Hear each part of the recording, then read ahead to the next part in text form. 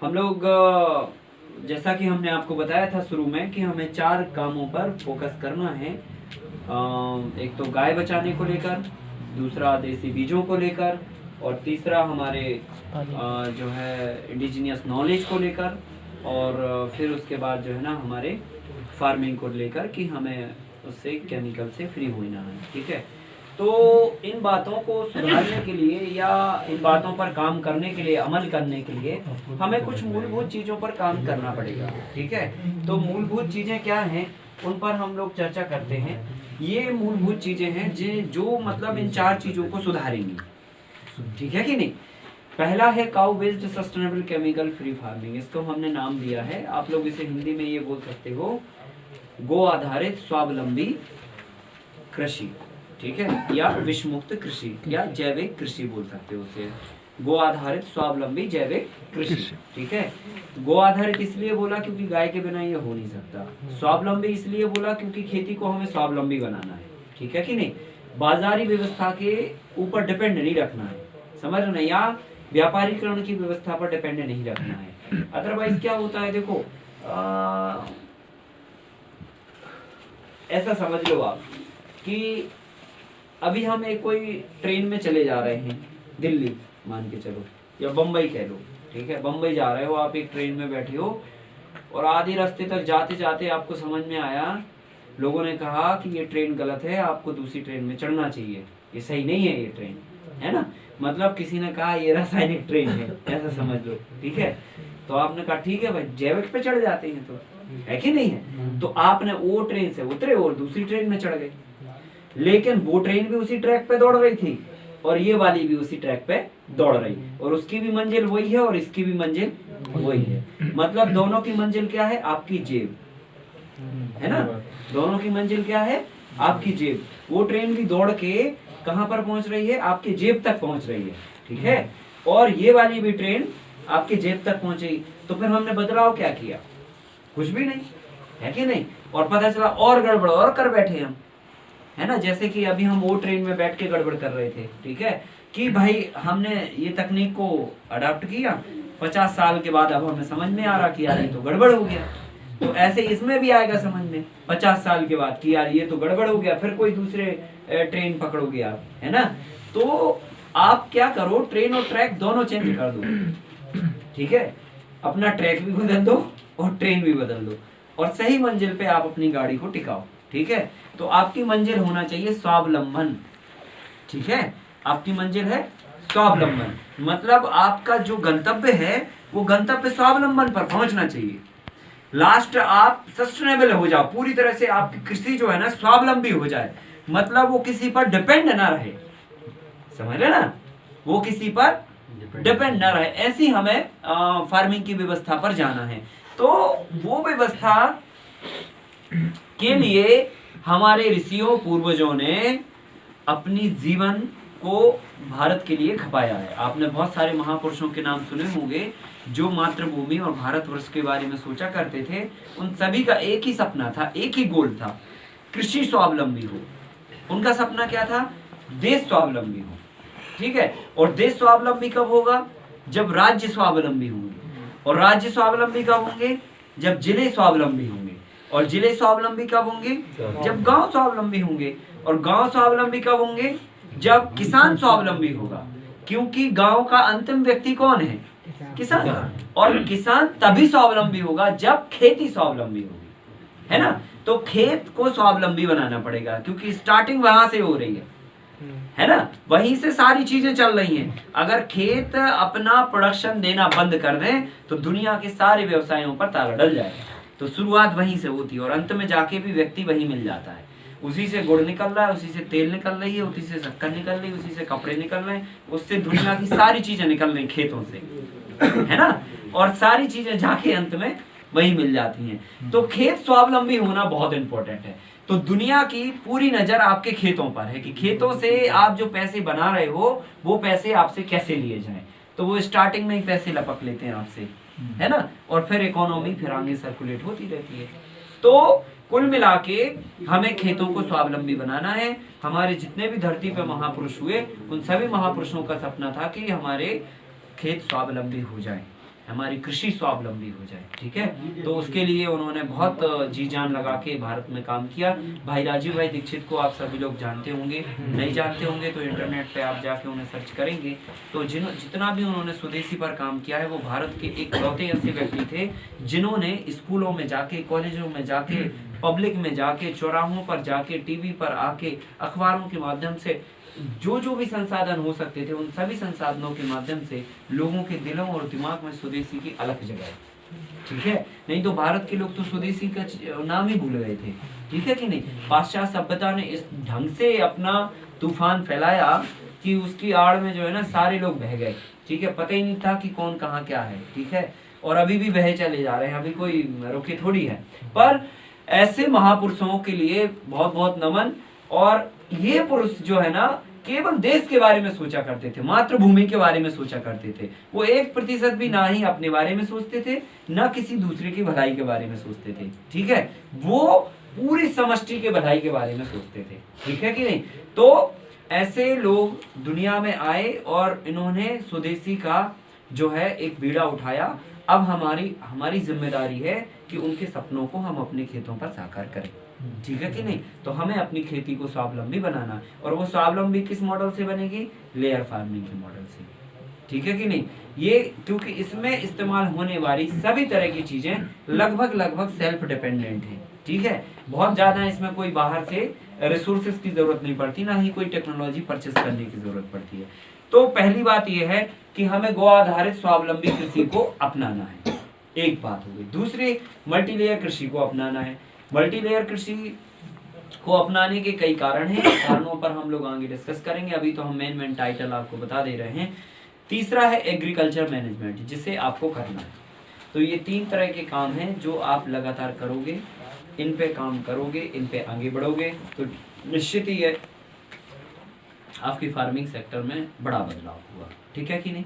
तो हमें इन 3 वर्टिकल पे जो है ना आगे बढ़ना है, और एक एक को हम फिर अब चर्चा में लाते हैं और एक एक को बारीकी से समझने की कोशिश करते हैं, ठीक।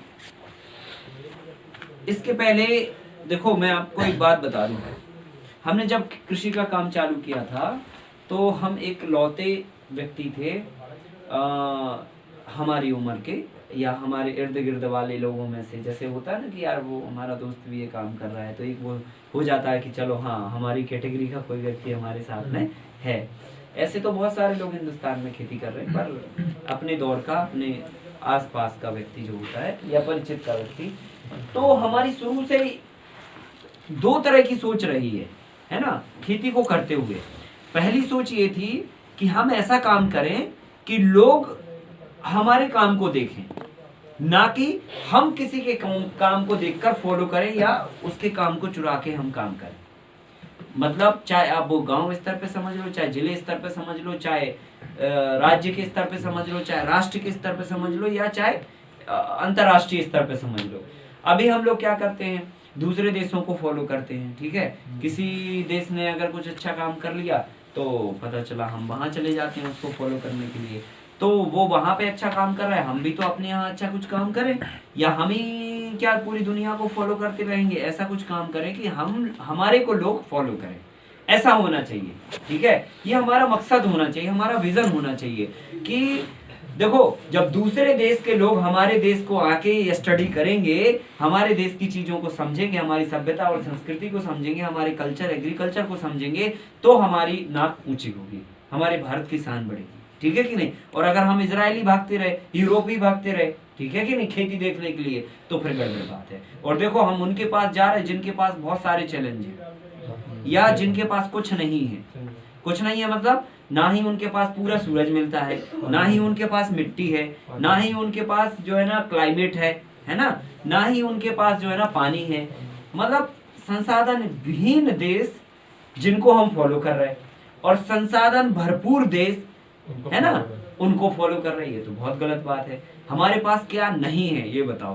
पानी है, भारत में 200 तरह की जलवायु है, अलग अलग मतलब क्लाइमेट जोन है, फिर सब क्लाइमेटिक जोन है, 20 क्लाइमेटिक जोन है हमारी कंट्री में, मतलब अलग अलग तरह की 20 जलवायु है हमारे भारत में। और अगर सब जलवायु की बात करें तो 200 प्रकार की जलवायु है हमारे भारत में, जो किसी देश में 1 प्रकार की होती है, हमारे देश में 200 प्रकार की है। सोचिए ठीक है, किसी किसी देश के पास बर्फ ही बर्फ गिरती रहती है, धूप ही देखने को नहीं मिलती है, 6 महीने पता चला धूप ही नहीं मिलती। लेकिन हमारा ऐसा देश है कि यहाँ पर रोज धूप मिलती है, ठंड हो, बारिश हो, गर्मी हो, बरसात हो, हर समय आपको धूप देखने को मिल जाएगी। या ये कह सकते हैं कि हाँ चलो बहुत घनी बादल बारिश हो रही है, उस समय आपको सूरज नहीं मिलेगा, लेकिन ऐसा नहीं है कि 6 महीने तक सूरज ही नहीं दिखा, है कि नहीं है।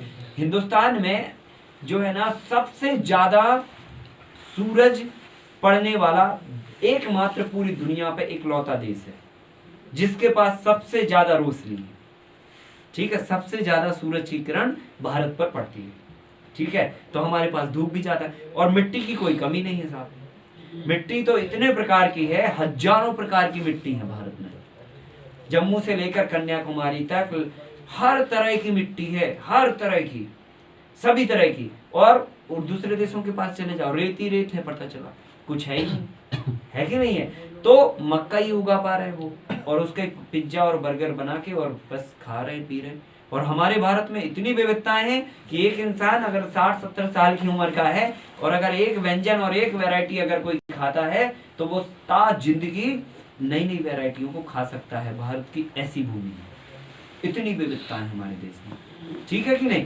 तो फिर भी हम उनको फॉलो करते रहते हैं। तो हमारे दिमाग में एक शुरू से ही ये विचार रहा है कि हम ऐसा काम करेंगे कि बाहर के लोग हमारे को फॉलो करेंगे, हम लोग उनको फॉलो नहीं करेंगे, ठीक है। या हम कुछ ऐसा तैयार करें कि लोग हमारे काम को जाने, ठीक है कि नहीं। हाँ वो लोग अच्छा कर रहे हैं, इसमें कोई दो राय नहीं, उनके काम की सराहना, पर हमारी भी तो करे कोई, है कि नहीं, ताकि हमारे भारत की नाक ऊंची हो।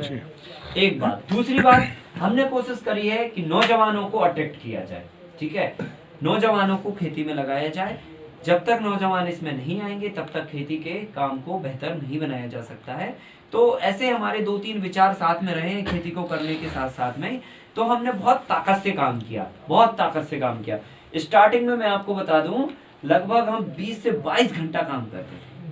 कितने? 20 से 22 घंटा। खाली 2 या 3 घंटे की नींद हो गई तो बहुत बड़ी बात है, ठीक है। सुबह 4 बजे से लगते थे, यहाँ से हमने 20-25 किलोमीटर दूर खेत लिए हुए थे किराए पे। हमारे पास तो खेत हुआ नहीं है ना, आज भी नहीं है, क्योंकि सेवा का कार्य हम शुरू से ही कर रहे हैं। जितने कमाए पैसे सो वो भी हमने सेवा में लगा दिए, और अभी भी हम कंटिन्यू अपना पूरा समय सेवा में ही लगाते हैं, ठीक है।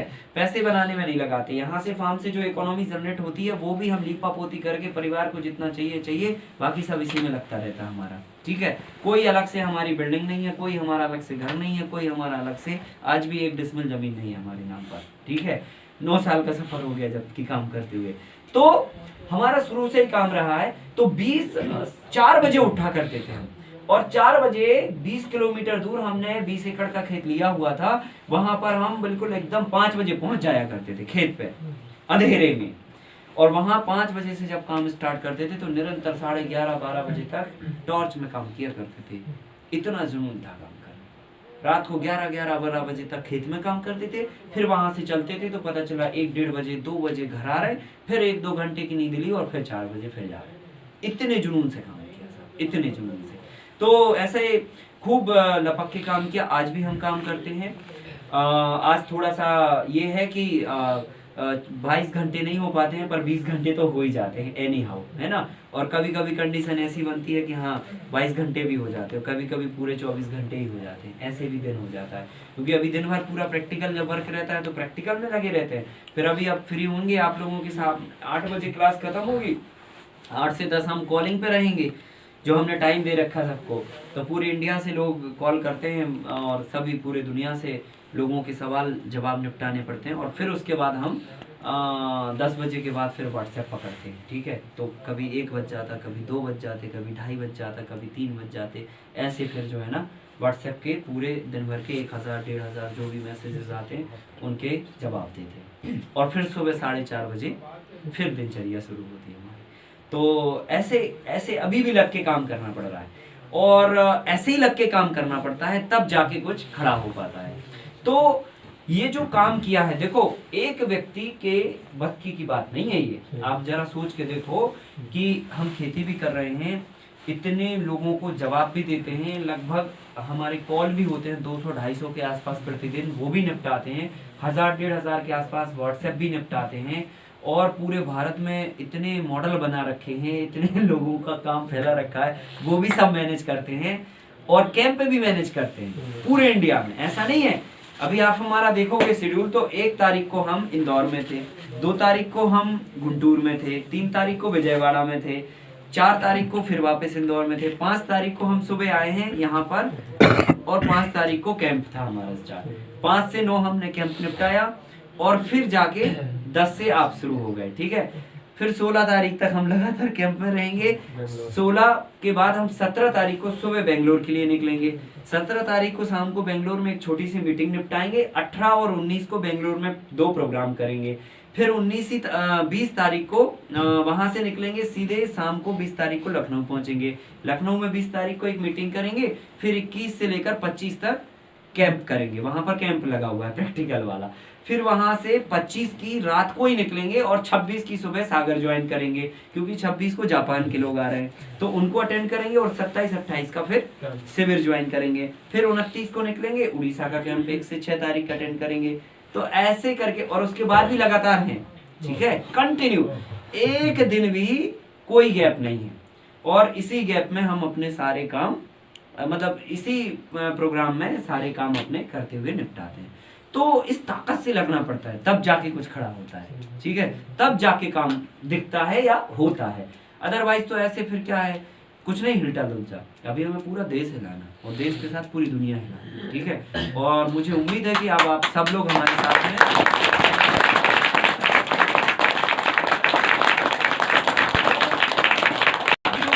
हमने पिछले 9 सालों में 3 साल तो हम लगातार खेतों में लगे रहे, कुछ निकालते रहे।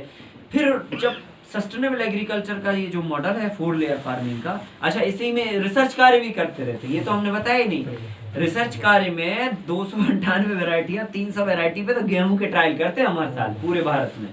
सोचो, उनको अलग मैनेज करना, 300 वेराइटी केवल गेहूं की, और उसके बाद सब्जी अलग, फूल अलग, फल अलग, मतलब सभी चीजों को पकड़ के काम कर रहे हैं, ठीक है। तो ऐसे और भी बहुत सारे काम हैं। तो 115 तो मॉडल हमने खुद से बनाए जाके लोगों के यहाँ, जैसे जो है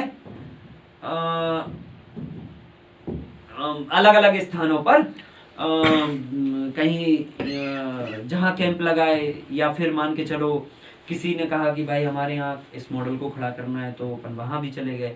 तो ऐसे करके 115 मॉडल हमने स्वयं से खड़े किए पूरे कंट्री में, और बाकी के लोगों ने जो किए वो अलग बात है, ठीक है। हमने खुद से 115 मॉडल खड़े किए। वो बता रहा हूँ कि 9 साल में इतना काम किया जा सकता है, ठीक है। ये स्लाइड में इतना, मतलब इसमें अभी बहुत सारा कुछ नहीं है, पर मैं आपको खाली इसलिए बता रहा हूँ कि हाँ, ये किया जा सकता है ना, और आप भी इसे कर सकते हो। फिर उसके बाद 54-55 हजार लोगों को हमने फ्री ऑफ कॉस्ट ट्रेनिंग भी दी, ठीक है। 54-55 हजार लोगों को पिछले 6 सालों के कैरियर में इतने लोगों को फ्री ऑफ कॉस्ट अपने फार्म से ट्रेनिंग भी दी। इसमें 8000 नौजवानों को भी ट्रेनिंग दी हमने। फिर उसके बाद 250 एग्री एंटरप्रेन्योरशिप के मॉडल भी खड़े किए देश में युवाओं के साथ में, ठीक है। और उसके बाद जो है ना, लगभग 5 लाख से भी ज्यादा के किसानों का नेटवर्क बना लिया अभी तक, है ना, पूरे हिंदुस्तान में, जो कहीं ना कहीं से जैविक से या कहीं ना कहीं कुछ ना कुछ चीजों से जुड़े हुए हैं। तो इस नेटवर्क का उपयोग करते हुए हम लोग अभी क्या करने वाले हैं, ई मार्केटिंग का एक पोर्टल बनाने वाले हैं। तो ई मार्केटिंग के पोर्टल में हम क्या करेंगे कि जो हिंदुस्तान के जैविक खेती करने वाले लोग होंगे, उन सब को उस पोर्टल पे जोड़ देंगे, ठीक है। और जो जैविक खाना पसंद करेंगे, उनको भी उस पोर्टल पे जोड़ देंगे। तो ये दोनों लोग जब एक पोर्टल पे जुड़ जाएंगे, तो एक पोर्टल पे एक बाजार खड़ा हो जाएगा, ठीक है। तो अब हम इसमें क्या करने वाले हैं, हर एक इंडिविजुअल व्यक्ति को अपना आईडी, अपना पासवर्ड, यूजर आईडी पासवर्ड दे देंगे। वो अपना यूजर आईडी पासवर्ड से अपना लॉगिन करेगा, और लॉगिन करके अपना पूरा जो भी बायोडाटा है ना, कि भाई क्या उगा रहा, कितनी जगह में उगा रहा, कैसे उगा रहा है, ये सब सारी चीजें वो अपने से अपडेट करेगा। मतलब अपनी प्रोफाइल वो खुद अपडेट करता रहेगा, ठीक है, उसके पास पावर रहेंगे, और वो अपडेट उसकी पूरे पोर्टल पे सब कोई देख पाएगा, ठीक है कि नहीं। तो इसमें क्या होगा कि मान के चलो पश्चिम बंगाल में कोई एक जिला है जिसमें कोई आलू उगा रहा है जैविक तरीके से, ठीक है। अब इस पोर्टल पे 10 लाख लोग जुड़े फॉर एग्जाम्पल, ठीक है। तो 10 लाख लोगों को पता चल रहा है कि वेस्ट बंगाल में कोई ये बंदा है जो जैविक आलू उगा रहा है, इस जिले में, इस गांव में ये है, इसका नाम ये है, इतने एकड़ में कर रहा, ये इसकी नाम है, इसका ये एड्रेस है, इसका ये मोबाइल नंबर है, ये है। तो कांटेक्ट हो गया। अब पता चला वहीं का कोई व्यक्ति होगा जिसको जरूरत होगी, तो वो जाके सीधा आपसे जुड़ जाएगा, कनेक्ट हो जाएगा। लो साहब, आपका माल आपका बिक गया, है कि नहीं है। तो माल बेचने की आपको कोई चिंता नहीं रहेगी। कितने भी हिंदुस्तान के किसी भी कोने में आप होंगे तो इस ई पोर्टल के माध्यम से आपको पकड़ लिया जाएगा, ठीक है, और आपका उत्पाद खेत से उठा लिया जाएगा। तो ऐसे करके जो है ना हम लोग ये काम करते हैं। एक बार में 10 लाख किसानों को जोड़ेंगे और 10 लाख खाने वाले लोगों को जोड़ेंगे। ऐसे करके 20 लाख लोगों को एक बार में एक पोर्टल पे जोड़ेंगे और फिर धीरे धीरे करके इनकी संख्या फिर करोड़ों में कर देंगे, ठीक है कि नहीं। तो हर कोई व्यक्ति अपना सामान अपने रेटों पर, अपने दाम में, अपनी कॉस्ट पे बेचेगा, ठीक है कि नहीं। तो ऐसे करके ये हम लोग अभी करने वाले हैं। इसके बाद जो है ना 22 बड़े देशों के लोग अपने फार्म पे अभी तक विजिट करने के लिए आ चुके हैं। हम लोग अभी एक भी देश को नहीं गए, लेकिन हमने 22 देश के लोगों को हमने अपने खेत में बुलाया। ये भाई हमारे भारत की शान है, ठीक है कि नहीं। हाँ, जो भी है पर हमने बुलाया, ठीक है। और अभी जापान के लोग फिर से आने वाले हैं, अभी 26 तारीख को। आओ भाई, देखो, सीखो, है ना।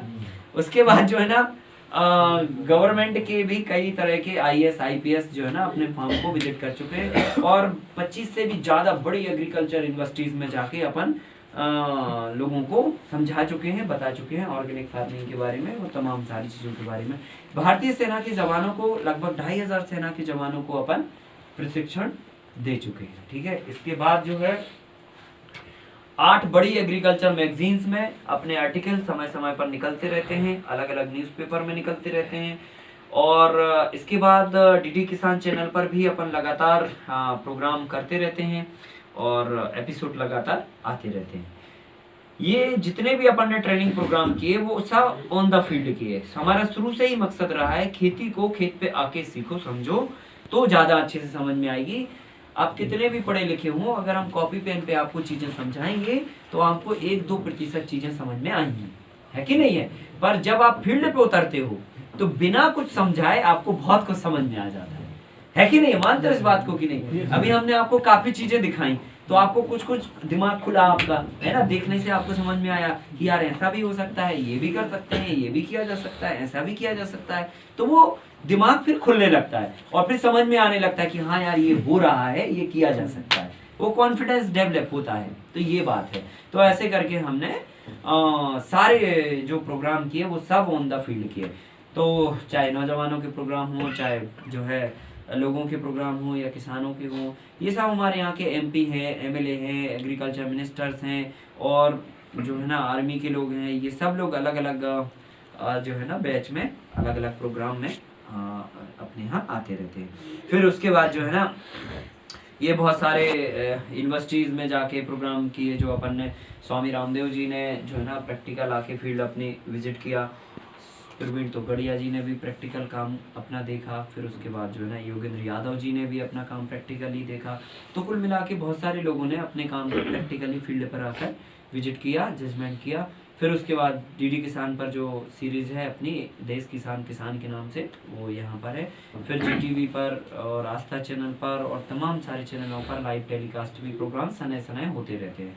फिर ये अपना लोकसभा TV पर भी प्रोग्राम किए। फिर और भी बहुत सारे चैनलों पर अपन ने प्रोग्राम किए। फिर ये मैगजीन्स और अखबारों के माध्यम से भी बड़े अंतर्राष्ट्रीय मैगजीन्स के माध्यम से भी जो है ना अपन प्रोग्राम देते रहे हैं। फिर उसके बाद जो है ना लगभग 64 आर्टिकल के आसपास अभी तक अपन अलग अलग टॉपिक पे लिख चुके हैं।